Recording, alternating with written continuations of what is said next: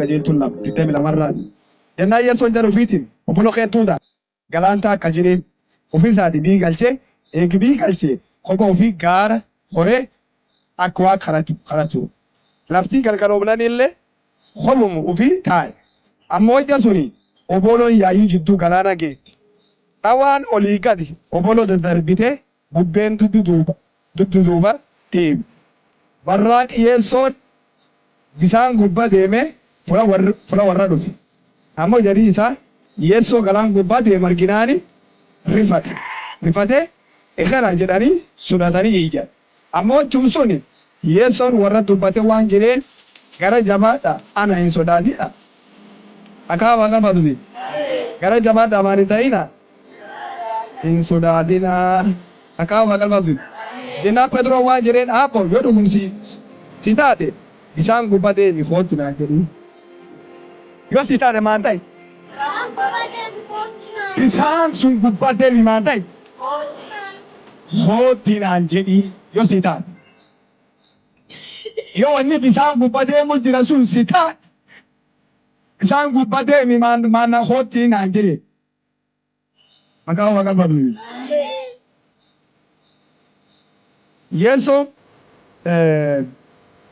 Yeessoon hoot jedheen duu Peetroon obboloo keessaa ba'ee bisaan gubbaa gara yeessoo dhaqe. Ammoo bubbee arginaan sodaate ka dhukkuma bisaan keessa lixiin iyyee aabbo naqa bujee.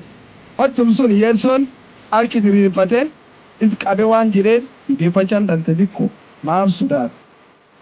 Warri lachuu obboloo keessa seenanii bubbee caalletti. Jarii obboloo keessa jiru itti guddisee waan jedhe dhuguma ati ilma waaqaati. Ati maali? Dhuguma ati eenyu kan? Ilma waaqaati. Maqaa waaqa fatuti.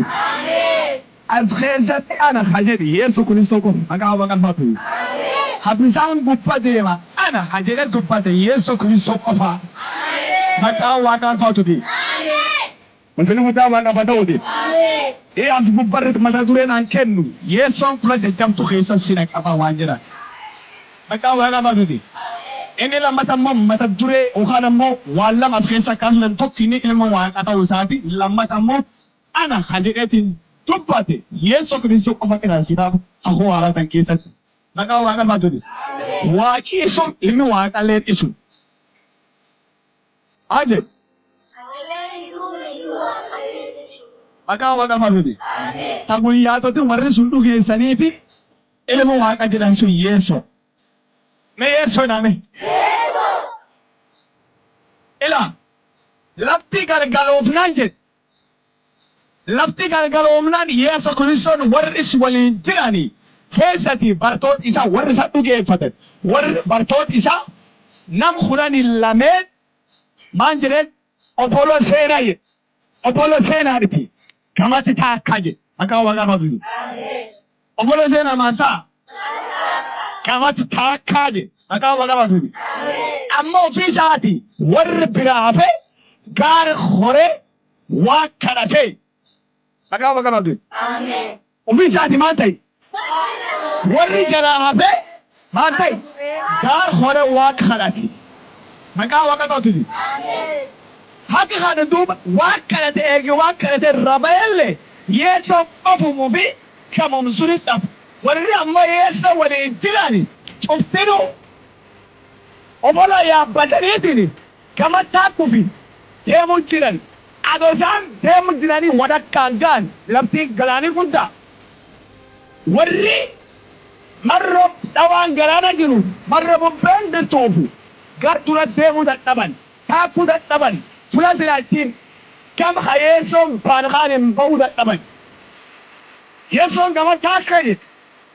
Amma bubbeen obboloo warra dhiibdee maaltoo jirtu. Tutti duuba deebifte. Sababa kanaani ana warri gamatti hin taakkinu lafti itti bari'u geesse. Maqaa waaqa fatuti. Yeessoon maan jedhe taakka jedhe warri amma taakkuudhaafu. Eegi obboloo seenanii dhukkoo deemanii walakkaan baanii boodatti bubbeen ammoo deemuu isaan dhowwan. Dhawaan galaana deemuu isaan dhowwan. Maqaa waaqa fatuti. warri duratti hin deemne dhawaan galaana obora warri ittiin dura iyyaa'u kaan duddu duubatti deebifti. Maqaa Waaqa maasuuti. Lafti hamaan ta'e laal Yesuus Kiristoos galgal isaan biraati. Galgal gaggeessi. Labgar isaatii yoona. Gar labsaa 12 aduun hin dhiisin. Warri gaggeessa warri biraate waan qarqar qofa fi'a. Warri ammoo yaa'ani laftiitti bari'u geessi. Adoo galaan hin taakkin. Labsira sa'aatii 2 fi sa'aatii 3 keessa taakkani warri taakkuu dadhabe maan ta'e waan akka keessaa maan ta'e maqaa Waaqa maasuuti.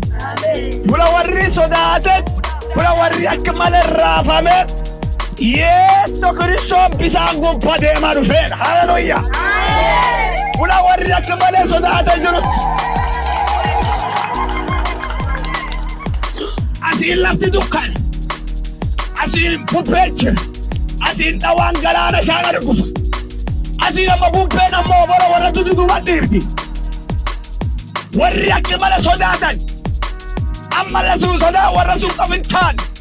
Yesuus Kiristoos bisaan gubbaa deemaa argaanennaan ammallee karaalee yaaduf. Bisaan yaaduf akka baqannana duraan paak. Dhawaan galaana nu kutuu jira. Nu dhawuu jira. Saati isaan sodaatanitti akkas jedhi Yesuus ana gara jabaadhaa hin sodaatinaa jedhi. Haleluuyaa. Gara jabaadhaa maal ta'inaa? Yaa isaan dhaqqabe. Fula isaan akka mana sodaatanitti fula fula isaan raafamtanitti allaayyuu isanii dhufe. Amma tan isaan gara jabaadhaa hin sodaatinaa.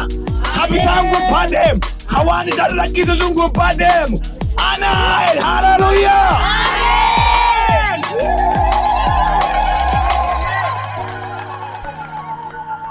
Ulfinni guddaan Waaqa mata'uuti. Anaa haleluuyaa. Bisaan gubbaa deemu. Abiddi keessan deemu. Yesuus Kiristoos haleluuyaa. Maqaa Waaqa albaatuuti. Warri ekeraa se'ani. Warri ekeraa se'anii na'an. Warri ekeraa se'anii sodaatan. Hiyyoo ekeraa miti. Bisaan gubbaa deemu kuni. Anaa haleluuyaa. Yesuus gooftaa. Galanni Waaqa mata'uuti. Duubatti keessa nam tokko jira. Maqaa Waaqa baatuuti. Phexros jedhan namni kun akka malee jarjara.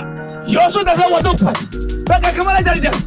Abbaa abbo yoo ati ekeraa ta'achuu faatu. Maani maan jedhe kan.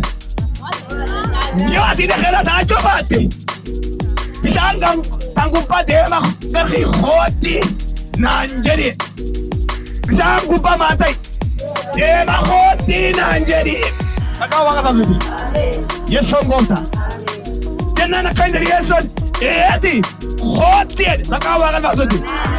Bishaan gubbaa maan ta'e. Beek bishaan ila bishaan obolo warra dhiibuun hin dhiibne lakkifne. Saate sunillee ila obolooni hin raafamne. Oboloon raafamuun lakkifne. Amma sun keessan Phexros akkase. Maqaa Waaqa baatuuti. Phexros akka hin jedhe ilaalaa. Raafamu taalle dedheetti eegee ekeraan ta'in abboo eegee ekeraan ta'in maan ta'i beekalmaan raafamuu jira beekalmaan dhawaan galaana beektuutu duwwaa tikiduu jira beekalmaan oboloon akkan tatta'uu jirti beektu miliqaa jirti ila maqaa Waaqa baatuuti isaan ila oboloon raafamuu jirti oboloon ila oboloon bubbeeni raafamuu jirti amma inni raafam sun dagateetti akkan jedhu abbo yoo ekeraan ta'etini Yooti dhugum Waaqa taatetiin jette. Yooti dhugum Yesuus taate. Yootiin ammoo gargaara nama taate. Yootiin nama ila Waaqa fuula jajjabaa namna qabu taate. Abbo bishaan kan gubbaa deema hootii naan jedhe. Haleluuyaa. Harri gargar kan nam tokko abboo Waaqilaan rakkinni sirraan fachiise ila bishaan ila rakkinni gubbaa isa deemsisa. Gargalu gubbaa isa deemsisa. Waan siraatu gubbaa si deemsisa Yesuus. Maqaa Waaqa baatuuti. Ila rakkin. Ila raafamuuti. Sodaa kan rakkinteeti. Waan ati sodaattu gubbaarra deemaa dhufta. Maqaa Waaqa baatuuti. Nakkas jedhame waan na sodaachisu gubbaa deemaa jedhame. Maqaa Waaqa baatuuti. Phexrosiin kun akka mala dhugeeffate. Akka mala dhugeeffateeti eegi dhuguma hootti eegi jette. Beekaa eegi dhuguma si Ayyaayyu deemedhatti ila dhagaye. Naqoobi ala karaan dur hojja bisaan keessa ila bisaan garaan eegi irra jatani. Yoo bitta keessa jitan maata bisaani maata nama liqe bisaan. Duwwaa mi'eessoo jechi yeessootti hooti jedheetu inni jechi hooti yeessuun gubbaarraa Phexrosin lamatu tokko lama jechaatu sadii jecha deemaa dhufu. Jennaani bubbee deddeemtuu kan dhufuun tus argee jennaani Yesuun na'ee rifatee maqaa waaqa basu. Jechi waaqaa irra dhaabbattee irrifatiin jedhame. Namni birjiru akkasii jechi waaqaa irra dhaabbattee jechi waaqaa irra dhaabbattee nahii jedhame. Ila jechi waaqaa irra deemuu haa deemsaa jalqabanii innaha irrifatan maqaa waaqa baasuuti. Yesuun kooti jedhe Phexrosi kooti jechi jedhuun gubbaa ila jechi kooti Yesu Kiristoos jedhuun dildiin tolfatee bishaan gubbaan romatee maqaa waaqa baasuuti.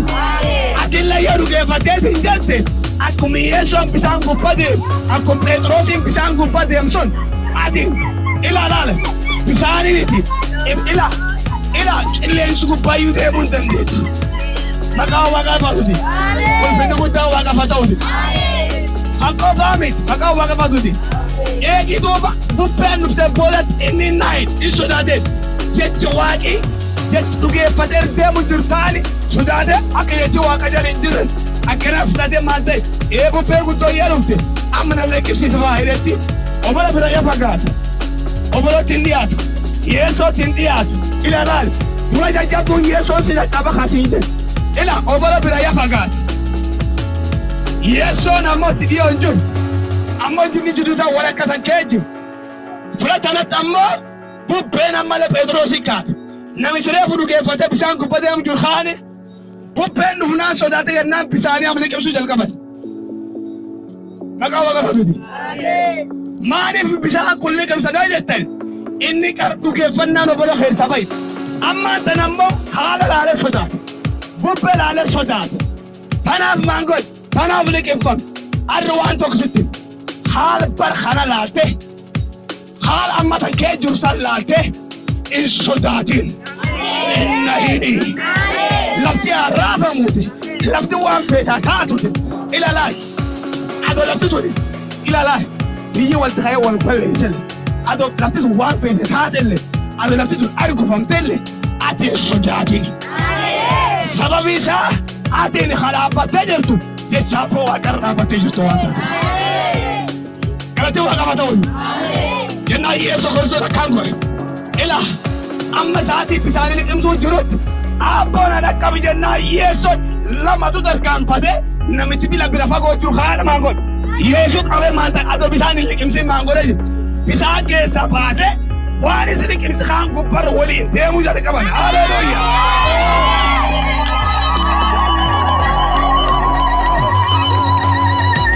Laal reefu bisaan yamaa taate yan liqimsuufi gaidhaan hambaan laal dhufuma jiran ala dhufuu jiranii Yesuun maan godhe harkisa qabe maan ta'e is ol fuudhee bisaan beekta karee kuni sodaatee bisaanis liqimsisaan mbaa gubbarruma deemu qixxe maqaa waaqa baasuuti Yesuun gooftaa mee Yesuun waliin bisaan gubbarreen deeme dhamee Alaafoo Yesuun waliin bisaan gubbarreen deeme dhamee waan nama ajaa'iba keessatti ila Phexrosi fulaan nahee liqimsan sunitti dafee abbooleeyya Yesuun gooftaa jajjabduulee maqaa waaqa baasuuti bisaan liqimsuuf liqimsanii dhaabbiin darbanitti ufanii mormaayya baan jennan harkilee deebate kan jedhu Abboo nagargaariidha haleluuyaa Yesuun jennan harkisa qabee bisaan keessa ol baasee bisaan gubbaa deemsisuu jalqaba warri kaan beedhaman kee jira yoo kana warri kaan rafamuun kee jiran warri obbola kee jiran rafamuun isaanii keessuun jiran ammoo Phexrosi waan isan ajaa'iba Phexrosi fi Yesuun obbola sun keessa ennani bubbeen awaan galaana ta'an maqaa waaqa baasuuti Yesuun Phexrosi ennaa maan taate bubbeen maan taate kareef warri raafuu jirtu kaan ka Phexrosi sodaachisaa qinni bisaanii liqimsa kataa seeffisaan Yesuun Phexrosi ila obbola taanti deebinaan maan taate Aset, kennaa warri kutuso maal jedhan abbaa horeni ilma waaqati. Hore maalikan? Hore maalikan? Habuupheelleen ila dhageessu. Kada waan galaanallee dhaga'u. Habisaanis liqimsin, habisaan gubbaa deema. Inni eenyu kan? Kadafee fula jajjabdu fula lubbuun nama dhaqqabu. Inni eenyu kan? Beelma waaqa dhamee. Arridoo bilmii abbaa waaqa kunini. Rakkina keessi waan ati keessan liqimfamtee jirtu sun keessatti abbaa waaqi si baasuudhaaf ariifatee kan jiru. Abbaa waaqi ariifatee kan jiru fa'a. Ila waan si liqimsu gubbaa ila yeessoon ariifatee si dhufa. Maqaa waaqa fasuuti. Lafti bee bari'uu keessatti. Maqaa waaqa fasuuti. Yeessoon akkasitti warra dhaqqabe. Waaqi warra dhaqqabeetiin jedharrallee sirlee hin dhaqqabe. Waaqi warra sun dhaqqabeetiin jedhi Itoophiyaan dhaqqaba. Ila haaleluyyaa. Maqaa waaqa fasuuti. Arran erga tokko Itoophiyaa qaba. Arra Itoophiyaan arraafamtuuti. Itoophiyaan raafame keessa soda guddaa keessa. Maqaa waaqa fasuuti. Ila warri humna qaban warri ila beekumsi qabna jedhani sobaan biyyatti irratti biyyi raasaa jiran biyyi ila raasuu jiran lakki Itoophiyaa yadiiga lakki biyyi yaayyuu wanni akkasaas biyyi baqqaya gargari wanneedha ada warri jedhanu abbaa waaqi Itoophiyaa dhaqqabe Itoophiyaa tokko godha. Maqaa waaqa fasuuti. Sababbi Itoophiyaa kanarraan kan ka'e ila Itoophiyaan tokko taati. Afrikaan tokko taati. Waaqni ila lagaa darragataa maqaa waaqa fasuuti. Yeesoon gooftaa abbaa waaqa kan naan jedhu marra Itoophiyaa. Itoophiyaa yeroo dhiyoo keessatti raafama keessaa hin baatu. Itoophiyaa yeroo dhiyoo keessatti ila haala amma keessa jirtu haala sodaachisaa kana keessaa hin baatu. Ila Itoophiyaan yeroo dhiyoo keessatti ila tokko hin baatu.